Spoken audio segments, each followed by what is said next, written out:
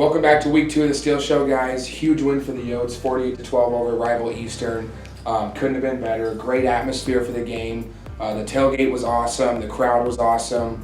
Obviously, the Yotes played great and really kind of took it to Eastern a little bit. So what were your initial reactions of the game watching the film? Well, it couldn't have started any better, first of all, for us to receive the kickoff and a 17-yard gain or whatever it was, Nick going up the middle. It was great to see that. I think that's always encouraging for the young offensive linemen. We need to run the ball, and we showed early on in that first drive that we could run the ball. So it was great start to the start of the season, and that first drive, I think, set the tone. Absolutely. And offensively, obviously you guys have a number of great receivers, good pass catchers, guys that can stretch the field, guys that can go work over the middle. But didn't get to display a lot of that.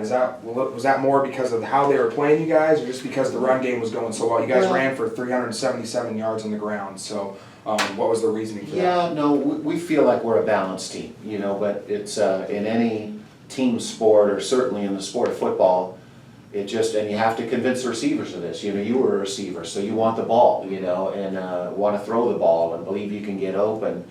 But sometimes it's not going to fall that way for you. And I think we had a couple opportunities. We dropped one in space, but I thought Mike Cody did a great job calling the game, and we do want to lean on people, and I think that paid a number of dividends kept the defense off the field, kept them fresh, and they looked fast. But Eastern Oregon was playing their safeties pretty soft, so we feel like if people are going to do that, we can run the ball. Absolutely. They cranked them down a little bit, but by that time we were already ahead and still finding ways to move it on the ground. But we love our receiving corps, we really do, Absolutely. and we're looking forward to displaying a lot more of that. Yep. And so talk a little bit about the O-line. There was a couple guys, I know you've been a little banged up at that position, so there was a couple freshmen that had to step in this week, but overall, obviously, they got a great push. We're clearing holes all day, so talk a little bit about how the O-line Yeah, played. so first of all, Ricky Bowman had a minor surgery right before camp started and didn't practice a lot in camp, so he was back, and he's started for 4 years, and he's the energy and anchor. Yeah, he's a worker, and he's a competitor, and he loves it, and so that made a huge difference. To have your guy in the middle, they're solid, so I can't say enough about Ricky's performance and his career even, because we missed him at times last year.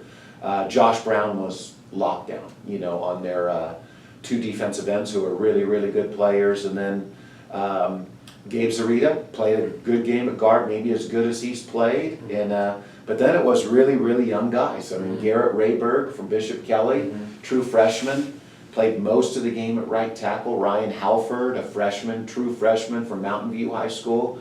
Braden Bale, a redshirt freshman from Rocky Mountain. So when you're playing with guys like that and get that kind of productivity, hats off. It's good recruiting because they're great kids and good players from great programs. And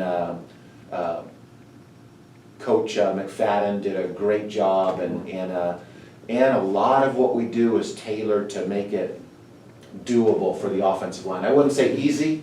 It's not an easy position up there. So and Garrett was nervous as heck, at the beginning, but he really settled in, really played well. So all those guys, hats off to those guys, and you never know as a coach sometimes how a young games are so much different than practice. How a guy's going to react. So, but they're stable, steady Eddie kind of guys, and I know they were raging with emotion inside, but that's kind of fun. I mean, that's a big deal for us this year. We have to get great productivity out of those young players, and that's, I don't know, I don't have the formula. Yeah, but and it you may did get work. some of those It did guys work back Saturday. that hurt, but you gotta have 7, 8, even 9 that you feel Absolutely. good about at that position, because there will be attrition at the O-line position. Yes, there always is. absolutely. So last couple guys I just want to touch on a little bit offensively.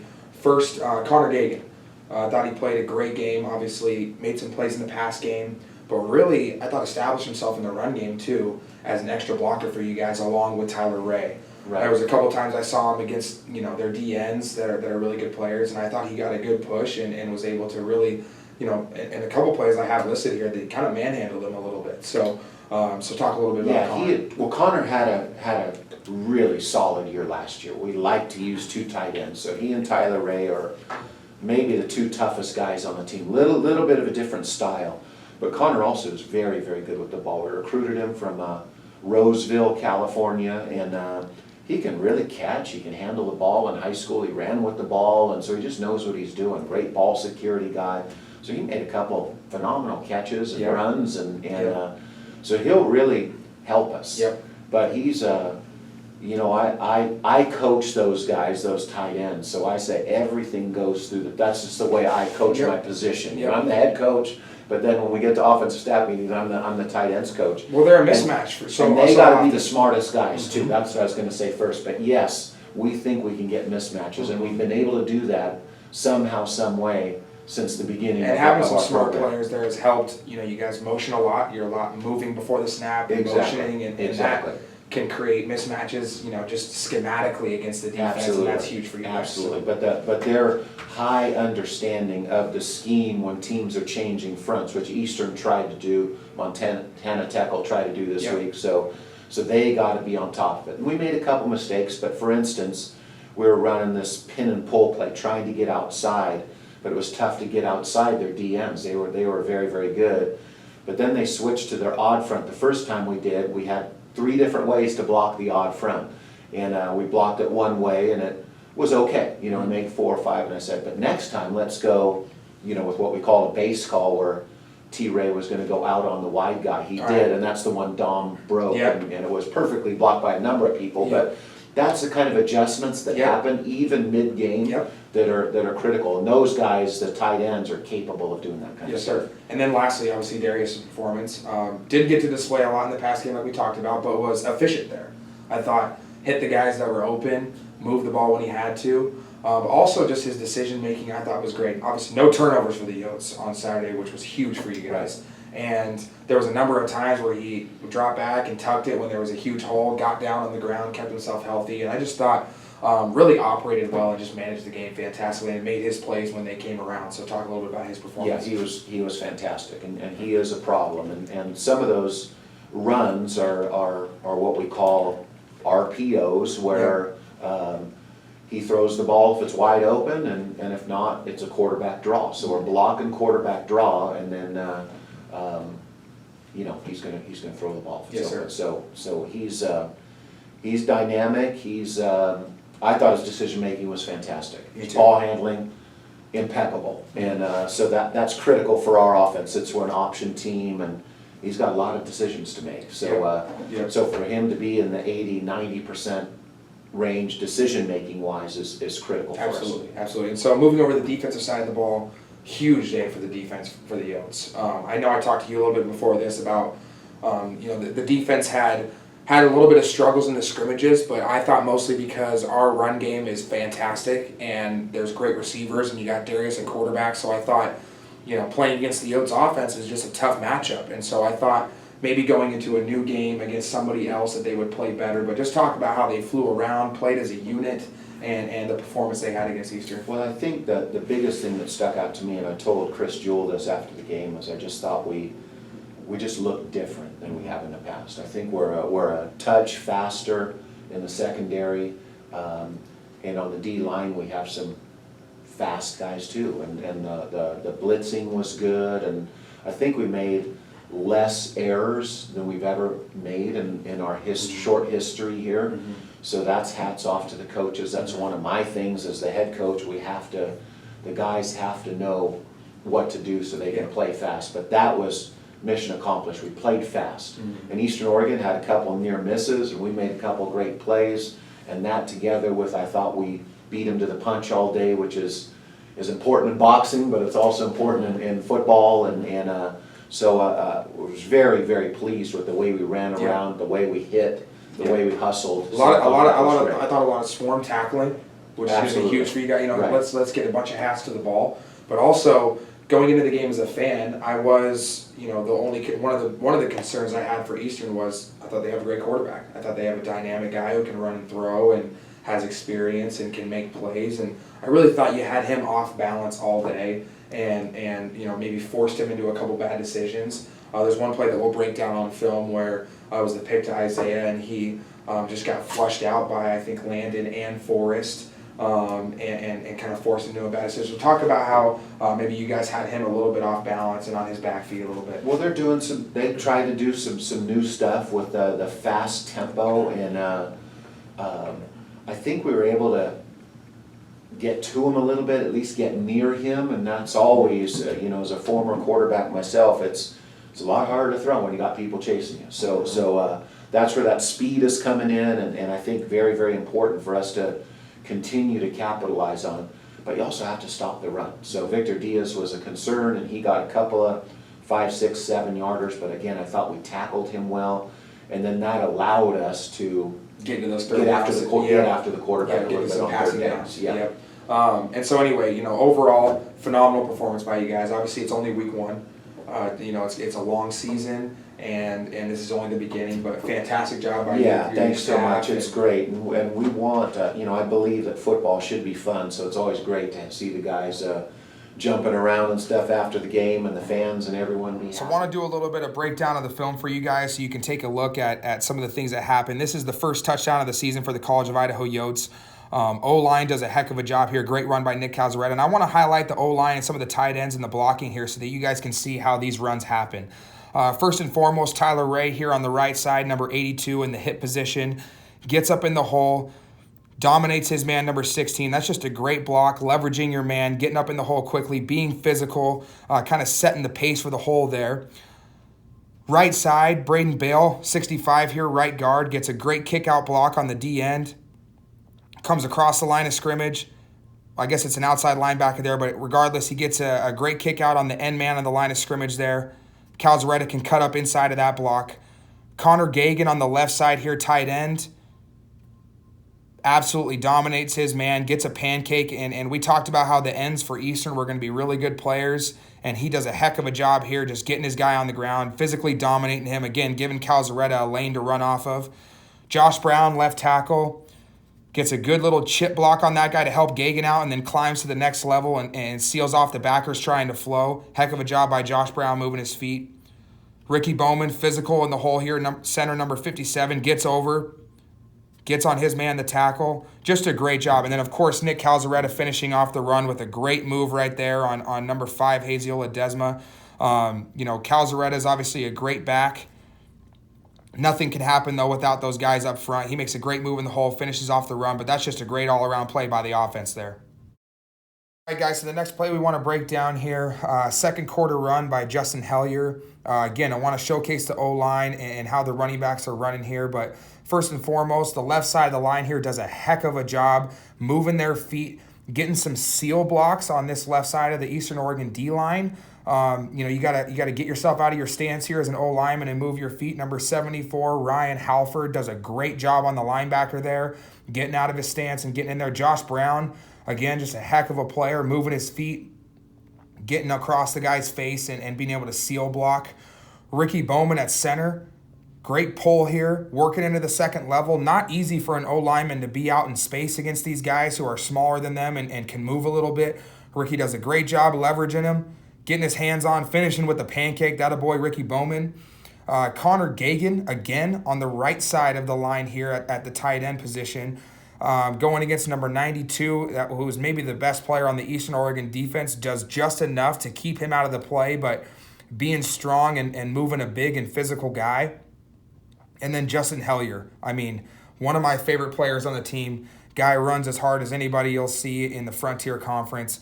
Gets up in the hole, makes the cut, and then just finishing a run on somebody here. Absolutely running somebody over. That's how the Yotes run the football. He looks great. I mean, all 3 running backs ran the ball great. Could have showcased Dom Garzoli. I'm sure we'll get our opportunities to showcase him this year. But Justin Hellier getting up in the hole, finishing a run hard, and continuing a touchdown drive for the Yotes and really continuing to dominate the first half. And again, all credit to the O-line here for moving their feet and just continuing to establish their will on the Eastern Oregon D-line. Moving on to the defense here, guys. A heck of a job here by the Yotes to force a turnover. First couple things I want to talk about. Number 1 is getting pressure on the quarterback. I know we're on the wide view here, but that's really the best view of this play. Forrest Rivers and Danny Garcia do a heck of a job getting through the line here, Forrest right there on the edge, getting off a block of a running back and forcing a bad throw by Kai Quinn. That's the biggest thing, DBs can make great plays on interceptions in the pass game. However, getting pressure on the quarterback can make the DB's job a heck of a lot easier and force them into a bad decision and a bad throw. Down here at the bottom of the screen, Tristan Alisi does a great job of taking the dig away, even though Kai Quinn's rolling out. He's all over the dig route. Got Graham Carnahan here in the box at linebacker, getting hands on the slot receiver, number 3 here. Does a great job rerouting him and really taking that guy out of the play. And then lastly, the guy who really makes a heck of a play here is sophomore corner Isaiah Abdul. Does about as good of a job as you can do at DB. Moves his feet, stays in phase about as good as you can coach it up. Moving his feet down the field, get a hand on him, get position. And then one of the biggest things here is turning around, finding the football, not panicking. A lot of times, DBs, which I think corner is potentially the hardest position in football when you're on an island out there and you don't know where the receiver's going. It's very difficult. He stays patient, stays calm, gets his head turned around. A lot of times, DBs will face guard or make too much contact and get that pass interference call. He works him out of bounds, gets his head turned around, makes a big interception here. And this is what really, continued the momentum for the Yotes in the first half. Offense goes out, puts 10 points on the board, and then it really felt like the Yotes started to suffocate Eastern in the first half a little bit with 2 straight turnovers. And this was just a heck of a play by Isaiah Abdul and looking for a lot more of this from him this season. So great job by the Yotes defense and a heck of a job forcing a couple turnovers. So huge win for the Yotes this week. Big win week 1, but it's only week 1. The Yotes dominated on the ground. We heard from Coach Mo talking about how they dominated on the ground. The defense really got after people, flew around, played as a unit. But we're on from week 1. We got to move on to week 2 now. Montana Tech, huge game. Before that, we break that down. Want to talk a little bit about what happened around the conference. Southern Oregon played Sac State, Division I opponent, had to go down to Sac State, lost 77-19. Can be a tough matchup for the NAIA teams with a Division I opponent. Sac State really got it going offensively early. However, Southern did show some promise offensively. Quarterback played well. They had a few receivers step up and make some plays. So, there's not much to learn about that game. Tough night for them, but they're going to be tough and they're going to rebound well and be a great team in this league as they always are. Rocky Mountain College got a huge win over Dickinson State, ranked Dickinson State, a little bit of an upset, 23-21. Rocky Mountain got down early in that game, came back, kind of surprised Dickinson State. Rocky obviously won the league last year and lost a ton of players that were huge contributors for them, but they were able to get a big win week 1, so that kind of says a little bit about what their team's going to be like this year. And then Montana State Northern going all the way down to Arizona and beating Arizona Christian. Huge win for that program. Their coach that came a couple years ago has really done a good job in injecting a little bit of energy into that program, and they feel like they're heading in the right direction. So big week 1 win for Northern. So it'll be interesting to see how they fare for the rest of the conference. So everybody, Montana Western did not play this last week. Carroll did not play this last week. So there's some teams that are going to be playing their first game this week, and every week we'll be giving you guys a little bit of a recap of what happens around the league so that you guys can follow that. Yeah, let's move on to Tech. Obviously, Tech did not play last week. This will be the first game for Montana Tech, so no real film on them other than the past years, which can maybe help a little bit scheme-wise, but I'm sure they'll have some new players that have come in and are playmakers for them. So talk about a little bit about what gives you guys promise, especially offensively, because I feel like, defensively, I thought in a lot of cases we've done a pretty good job against them over the years, but defensively they've obviously definitely caused some problems in a lot of games. So what about them? It gives you guys a struggle. Yeah, I think first and foremost is their head coach Chuck Morrell is a defensive guy. He used to be the defensive coordinator at Sioux Falls, and then he won some NAIA national championships. And he's a phenomenal person and a great guy. I have a ton of respect for him, and he's always got his hand involved in the defense. So even though they haven't switched defensive coordinators once in a while, he knows what he's doing. Very fundamentally sound, and he has some creative mix in there too. So they've come up with ways to give us problems. So and that's part of the fun thing about coaching. There is a chess match to it now that we've played them, and now we're playing them twice a season, and there's a lot that goes into that. So he's good, but then they're big and experienced up front, big well-coached linebackers, and then their back end this year for sure is same guys as last year, so very experienced with a couple seniors back there, 2 really good safeties, and 2 or 3 different corners that are both pretty good too. Yeah. So, and they crank it down. They know what they want to do. They know they got to stop the run. They're willing to play man, and so they're tough. Yep. And I thought they really, it's their front. Fortunately, they had a couple guys graduate, but I think they'll just reload and they'll have some other guys that are going to be really good. and they usually look the part. You know, they got a big team, man. They're huge. They always do. So that'll be a little bit of a mismatch for you guys. You're gonna have to bring the scrappiness like we always have to do. Right. We always make the joke about the little Yotes, but really, I mean, I like that about the program, and I think we can out scrap people, and so that, you know, that shouldn't be a problem. But we're gonna have to be tough and go match them and want to hit them in the teeth a little bit. So. Absolutely. Then offensively, it's a little scary. You know, brand new offensive coordinator, and we've seen him before. Years ago, he was at Montana State Northern, and people don't realize this in Yotes country, that Montana State Northern used to be a pretty good football team. Offensively, I think they led the conference a couple of years, 6, 7, 8 years ago. And so their new offensive coordinator is really good, and he'll be different, and a lot of formations. And they got to win. And a lot of good stuff. On Saturday night at Arizona Christian, 20-14. Oh, Northern did. Yeah. So that's a big win for the conference. That was big win for the conference. But Tech, again, very experienced on the offensive line. Don't know much about their quarterback, but I do know their running back, Jeff Fike, is the real deal. Yep. He's arguably the best running back in the league that we'll have to defend. And I love our guys too, but he's different. He can go the distance. He's tough. He's the real deal. He's a fun guy to watch, and he's going to be a challenge to stop. And I remember when I was playing against them, definitely some really good athletes on the edges too. I thought they had size at receiver, but guys that could run after the catch, and just an all around good football team. Like I said, not a lot of weak positions out there. Yeah, their offensive coordinator, last 2 offensive coordinators are coaching at higher levels now. So Coach Morrell gets good coaches in there, and they do some really creative stuff on offense. They're willing to run the quarterback, big old guy starting at quarterback for them, and he played well at the end of the year. He didn't play against us, but after our game with them last year, which was a thriller, by the way, and maybe the biggest, most physical win we had all season. But he played well at the end of the year, and they had some big wins down the stretch. I think they beat Rocky the last week of the season, and so he's good. They're going to be. We know this is a big one. These guys are really good. And talk about a little bit about playing in Butte, because it's not an easy place to go play.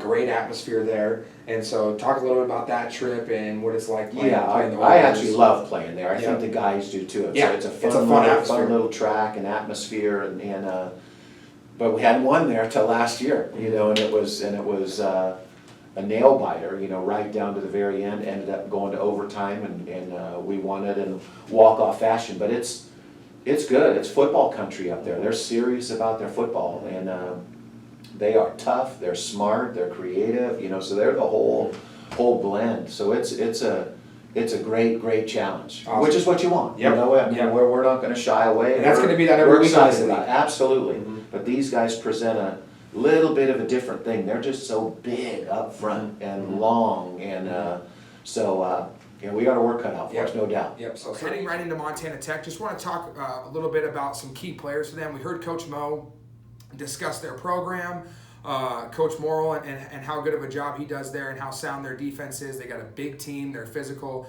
It's going to be a tough matchup for the Yotes for sure. We're going to have to bring it.